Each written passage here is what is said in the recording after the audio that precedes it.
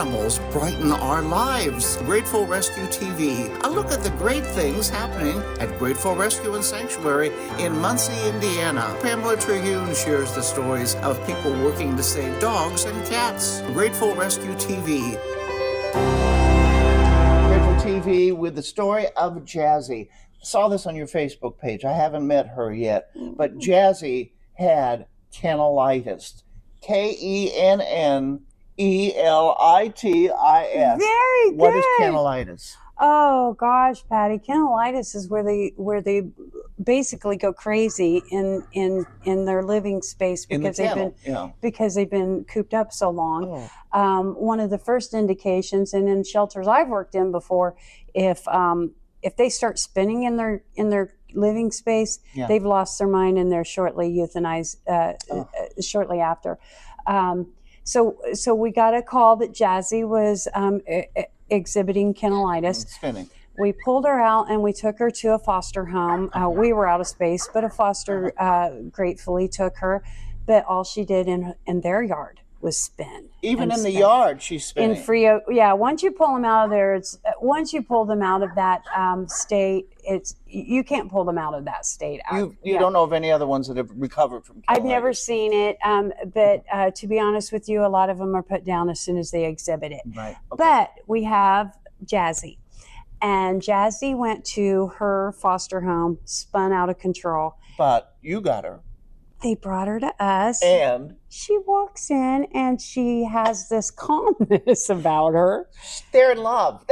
I saw the pictures of she hasn't she's spun in your face. Once. She hasn't.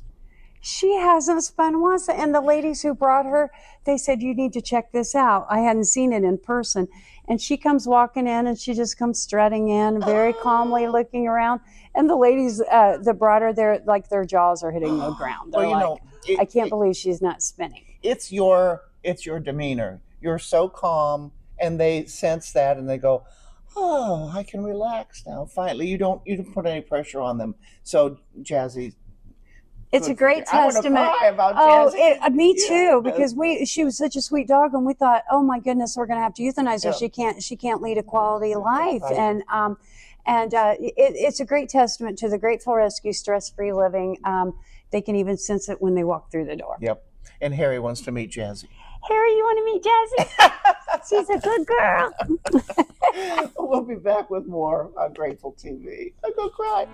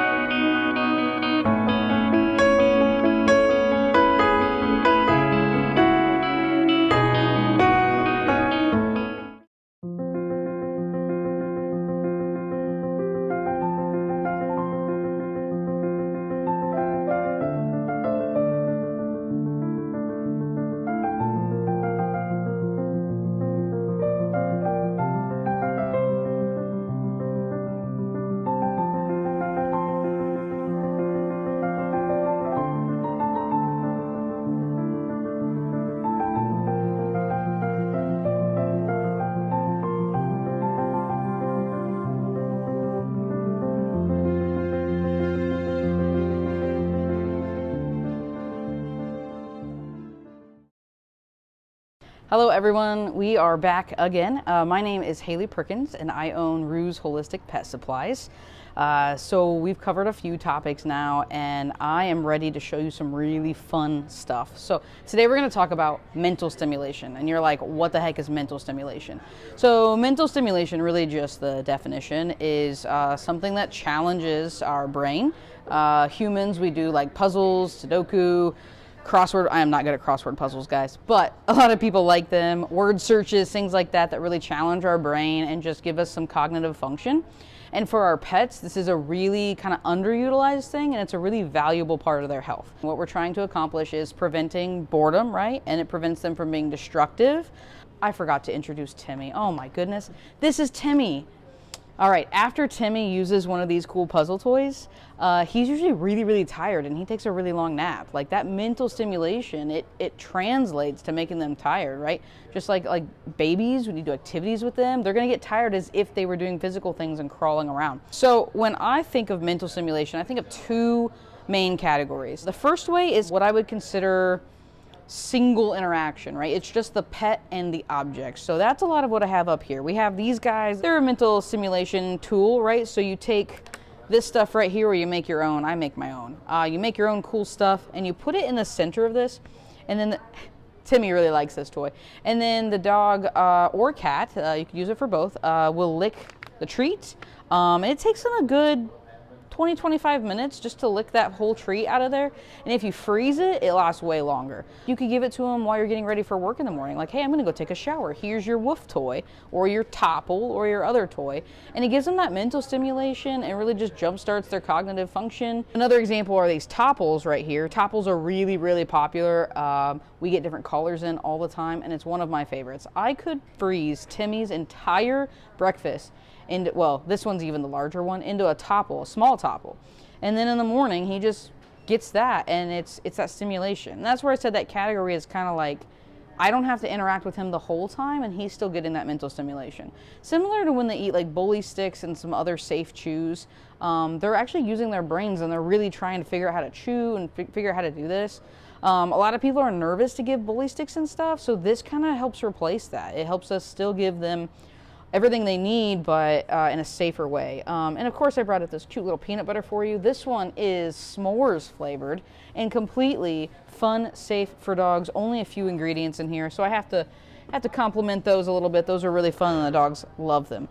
The second category that I usually divide this stuff into is a bit more interactive. So it would be something like the puzzle toys where you would actually put the treats and the dogs have to do something on the puzzle. So they have to move this little thing to get the cookie, or they have to slide a knob to get the cookie. Like, those are really interactive. Not something you're just gonna give the dog and they're just gonna do by themselves. You're actually gonna like have fun with them and train them and show them, and they're gonna use their brains and try to figure out, how do I get this cookie? So this is what I mean by puzzle toy. This guy's a little level 1. You put cookies under here and the dogs actually have to slide and move this to get the food.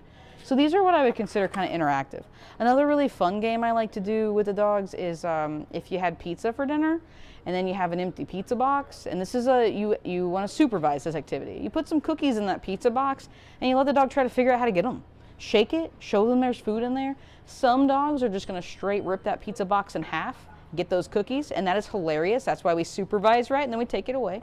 Some dogs are going to be really methodical. My whippet would be like, okay, I got to remove this flap, and then I have to open the box, and there's my cookies. So that's another really fun game. I would also say, which this could be interactive or not, throwing a handful of cookies into the yard. I've mentioned that before.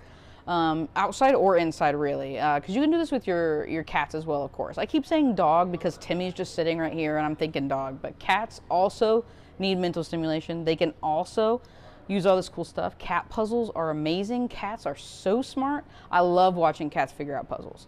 So your cat or dog can do a lot of these activities, but really the point of mental stimulation is just interacting with the dog. The dog needs, or the cat, the dog or cat needs to use their brain, figure out a puzzle. There's so many cool things you can do. Some people even use a box, and we train agility, so our dogs all know how to jump in a box. It's a fun thing. But just take a box, put some cookies in the box. Watch your dog figure out, like, well, how do I get the cookies? They're gonna go around it, and then some dogs, they're just gonna jump straight into the box. They're gonna know, they're like, I don't care, I'm getting those cookies. These are just mental stimulation things you can do with your dogs. You can do it so that they're this kind of stuff, where it's kind of separated, including like licky mats, right? This is a really cool one for cats. Cat licky mats, where you freeze their food, or you freeze some fruit, some veggies. We have really cool papers that tell you ideas. Those are going to be those less interactive, and then you're going to have the stuff like puzzle toys or training your dog to do laundry. That is actually a really cool one. Train them to take the stuff out of the washer and put it into the dryer. That'll be on another segment, I suppose, but train them to do some stuff. Make them pick up their own toys, right? It's all mental stimulation, helps make a happier, healthier pet, and it's just fun, and you'll enjoy this. This is an underutilized part of owning a pet, and it is really important for their care. Thank you.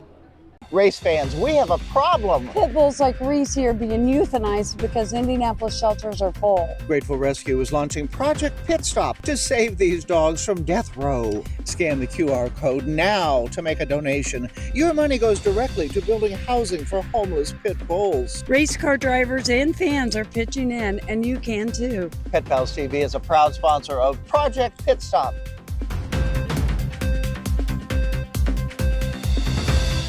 We're building a place where homeless animals find forever homes. A place where people connect with animals in a beautiful park. A place that brings people and pets together, building lifelong bonds. That place is the Grateful Rescue and Sanctuary, a proud partner with Best Friends Animal Society. Let's let Sam know about something even more urgent than his morning coffee. Hey Sam, did you know it's kitten season? Right now, thousands of kittens are in shelters across the nation, and they're in need of love and care. If you foster a kitten, even for a week, you'll be giving them the chance to grow up and find families of their very own. What's in it for you? You'll get to start your day with a smile, and your social posts will be way cuter too. Save some tiny lives today. Visit bestfriends.org/kittens. And welcome back to Grateful Rescue TV. We're here with Tom Dock from Noah's Animal Hospital. Hi, Tom. Hi. We're going to talk about allergies today. Itchy pets, so many of them all around. Itchy pets. Yep. We have 2 itchy pets right here. Oh, I heard this one here is really itchy too, just like Harry. Yep. And both of them come from rescue, and they both came to us with hardly any hair. Yep. And here's the thing. It's not just mixed breed dogs. It's not just purebred dogs, even cats. 20% of the animals that go into a regular veterinary office on a daily basis have some sort of skin issue. Wow. And what do you do for that? Well, there's lots of things. First of all, you've got to get an examination done, okay? If your pet's chewing, if you see dark saliva stains on their paws, if they're itching constantly, if they're keeping you up at night because of their itching and chewing, then you need to see a veterinarian. First and foremost, make sure that they are on some good flea and tick control, okay? Whether it's dog or whether it's cat.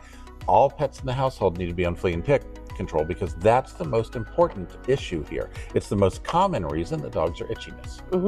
Yep. He had, Reese had the allergies from fleas as well. So. And the thing that's so scary sometimes is we get multi-pet households and people say, well, look, Reese's so itchy, but I don't see any fleas. Well, Reese's really good at catching fleas. Because it bothers them that much, okay? The other pets may not be itchy because the fleas really don't bother them that much. So always check all pets in the household. All pets need to be, including indoor cats, need to be on flea and tick control all year round. So there's new medication now out. Apoquel is one. And Apoquel is basically it binds up one of the enzymes that continues the itch scratch cycle. So imagine Reese here, okay? Her skin gets damaged and allergens get in, whether it's the flea bites, whether it's pollen, whatever it is, okay? And it sets off a whole cascade of events, right? Inflammation, all these proteins, all these cytokines come out, and she gets itchy, so she scratches. And the scratching damages her skin more. Which allows more stuff to come in, right? And you got this cycle. So when we have something like Apoquel right here, the Apoquel medication actually takes one of those enzymes out of that equation, and then you don't get the signal of I'm itchy. And so they calm down. Dog owners say within 4 hours, they calm down. Reese's on Apoquel. It works very well, yes. Yeah. And it's something that she's probably gonna need to be on lifelong unless you go to a dermatologist and do allergy testing. It's a game changer, I'll tell you that, for her. We also have Cytopoint. So Cytopoint is an injection, okay? So you do need to get this through your veterinarian, but this works a little bit differently. You probably know friends that are on Humira or different biologics on the human side. Yes. This is very similar. It's called a monoclonal antibody, but it's for dogs. And it also does the same type of thing. It takes a different enzyme or cytokine and binds it up so that we don't get that sensation of itch altogether. One injection can last up to 6 to 8 weeks.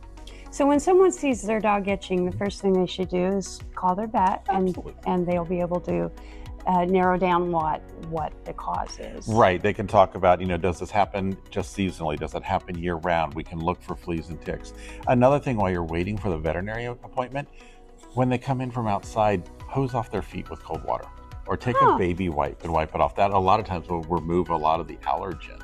I never knew that. Right, and that'll make it less itchy until you can get in and start talking with the veterinarian about what's really causing this. Wonderful advice. So contact your vet if you have any problems. And Reese believes in the allergy medication. So well, she looks a lot better from what you were saying with her not having hair. And it can make a huge impact not only on their quality of life, but the human-animal bond too, because you're not kept up at night. You see a dog who is happy and full of life and enjoying life, and that's the important thing. Yeah. Thank you so much, Tom. My pleasure. We appreciate your help. You know, with 7 cats in my house, at any moment, any one of them could come tearing down these stairs for absolutely no reason at all. But maybe there is a reason. Cat lovers know that look. It's the I'm about to take off and run like crazy for no reason look. Affectionately called the zoomies, there is actually a reason for that behavior. In fact, there are several reasons your cat might be tearing through the house on a regular basis, most of which are very normal, but some may be a sign that it's time to go to the vet. The most common reason for this behavior comes from the cat's innate nature to hunt. Even as a well-fed indoor cat, your feline still has the metabolism of a cat that needs to hunt. An unowned outdoor cat can hunt up to 12 hours a day, and that takes a lot of energy. Your indoor cat is still wired to have that much energy, and they have to do something with it. That is often why you see the zoomies ensue. You may notice the zoomies shortly after your cat wakes up. Since cats can sleep 12 to 16 hours a day, when they're awake, they are really awake. The zoomies can be like an announcement of, hey guys, I'm here, wanna play? And yes, play is the best way to help your cat with a case of the zoomies. Provide them interactive toys they can play with throughout the day, and even better, grab a teaser toy and run the house with your cat. It's a great way to burn some energy and calories yourself. Plus, doing this is a fabulous bonding activity for the two of you. Another great tip, if you plan their play activities at strategic times, like before your bedtime, your cat will be more likely to sleep more and zoom less at night. Zoomies, for the most part, are a healthy, normal behavior for cats.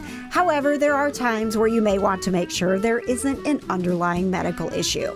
If you notice zoomies as a new behavior that accompanies weight loss or vocalization, especially in senior cats, check with your vet.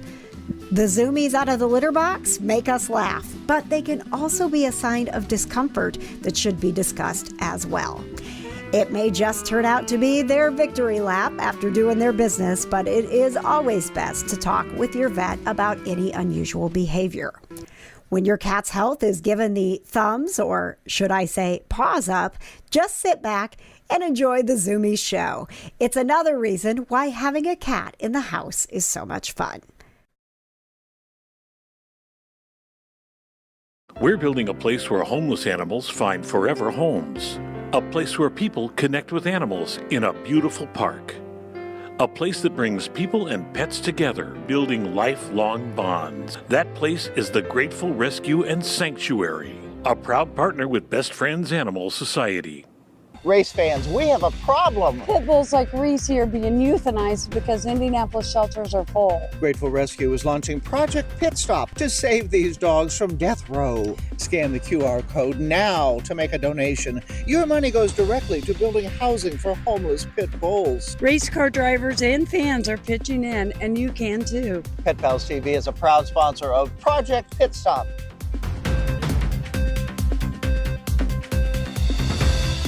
Grateful TV continuing now. Pamela is talking about Finn. Here's another fabulous rescue. Tell us about Finn. Oh, Finn. Finn came to us with a group of 13 other dogs from a backyard breeder 13? Who got evicted from her home. Yep, 13. They were so unsocialized, scared of everyone. And so we found the perfect homes for dogs like that. And Finn found a home, and Finn finally became a dog. Finn found a home, finally.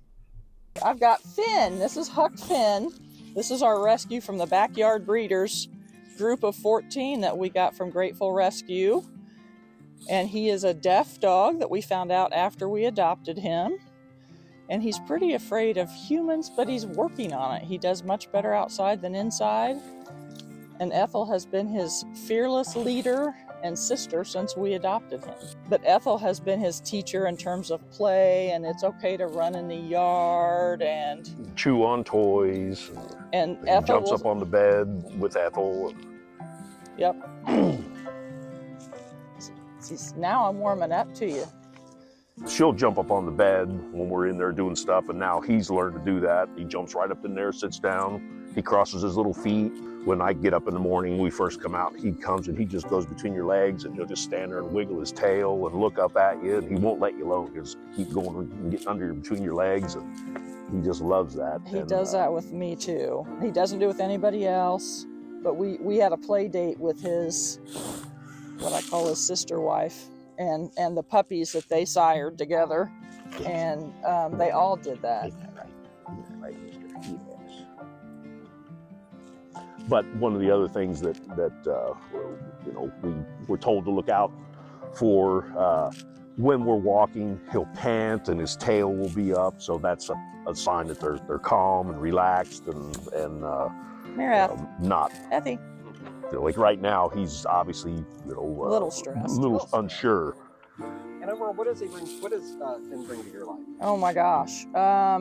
For me, once we got him, you know, I was just kind of in a lost place after COVID and things like that, and I was wanting to foster. And I talked to Scott about it, though he might not remember it the same way. But you know, we told Pamela initially we were going to foster him, and for me, he's taught me that I have more patience than I thought I would. To be able to take a dog that's really afraid of humans and stuff and it makes me very happy to see him being a dog. Grateful Rescue is a place that Muncie needs. I mean, we have a couple other rescues in town, but I think Pamela brings yet another facet, another depth to dog rescues and to getting people connected with dogs. She called me about Finn actually and said, you know, I've been to your house, I've seen it, and I think he would be a good fit with your dogs. Can we try it? And that, I appreciated that more than anything. Oh, I love him. I know he's skittish, but he's such a good dog. He's really come a long way.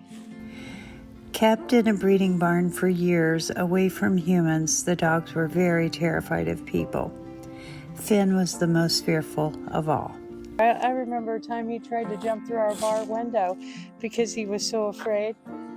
He had just never been exposed to people before, so we had to find the right couple, and that is Scott and Dorothy. Yes, he's a very good boy. And we're back inside, and boy, Finn is just a completely different dog inside than outside. He is when we have company, the company of humans over. He absolutely is a different dog, at least for a little while. He's pretty shy around other humans, and as you can tell, he's gone toward his piano to stay under the piano where it's his normal hiding place, if you will. But he's very comfortable under there when we have folks over. The interesting thing is, I think you told me when we first got him, is that he seems to be better with men than women, which is unusual. That is unusual. To see him do all the dogs, he's almost like a puppy is what it's he's like really sometimes. Rewarding when they learn something like that, isn't it? And it's, you know, could have turned out a lot worse for him. And so we're glad that we got him and we're able to give him an environment where he seems to be thriving and he seems to actually enjoy it. Take him for rides in the van, and he and Ethel would jump up on the back seat and they just sit there and doo-doo-doo-doo, and what a difference. What a huge difference in this life that you've made. Thank you. Thank you so much. Well, we thank you as well. And again, for Ethel too, just to be able to chance to give her a different home so she could, you just connected us with someone that needed to help her find a home.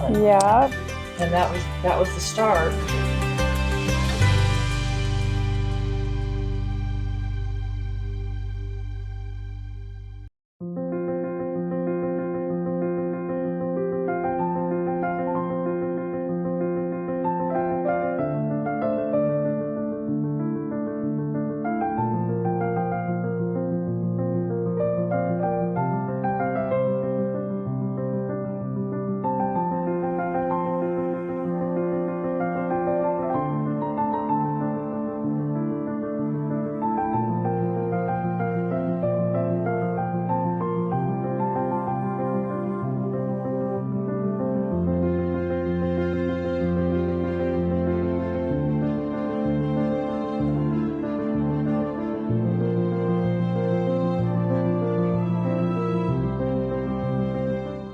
race fans, we have a problem. Pit bulls like Reese are being euthanized because Indianapolis shelters are full. Grateful Rescue is launching Project Pit Stop to save these dogs from death row. Scan the QR code now to make a donation. Your money goes directly to building housing for homeless pit bulls. Race car drivers and fans are pitching in, and you can too. Pet Pals TV is a proud sponsor of Project Pit Stop.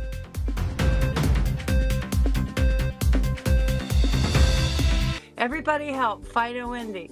So our fence program is geared at just that, of improving the lives of these dogs that are living outside. Our fence team members go out, meet the dog, meet the people, look at the backyard, and come up with a plan for how to get the dog, off the end of a chain or out of a tiny little pen. And this is Rex, who's a very nice boy.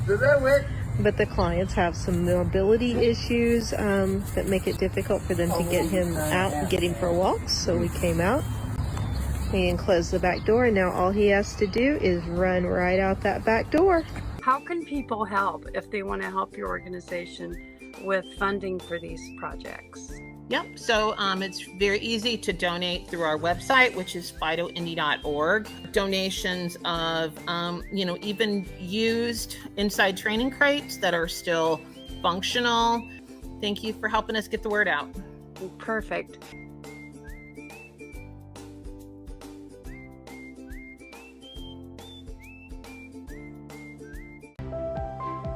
Gourmet cuisine, breathtaking views, and a vibrant space to connect and enjoy. Skyline Club Indy, 36 stories high above downtown Indianapolis. Join the club today and enjoy an elevated experience. Take part in a full schedule of events and special gatherings. Skyline Club Indy, a place to celebrate. Now, let's say you missed an episode of Grateful TV or you want to see one again. We got you covered. Where do they go? GratefulTV.com. GratefulTV.com. And you can see all of these episodes. Yeah, you can do a binge watch. Rishi's commenting on us talking. She's going to take a nap. So where do people go again? GratefulTV.com. And if you want to learn more about Grateful Rescue, you could go to gratefulrescue.org. And we thank you for joining us on Grateful TV. And Pamela's getting all the kisses. Oh, we love you, Reese. And we love you, Harry. And we love you. And we appreciate you spending this half hour with us. And we'll see you next time on Grateful Rescue TV. What she said.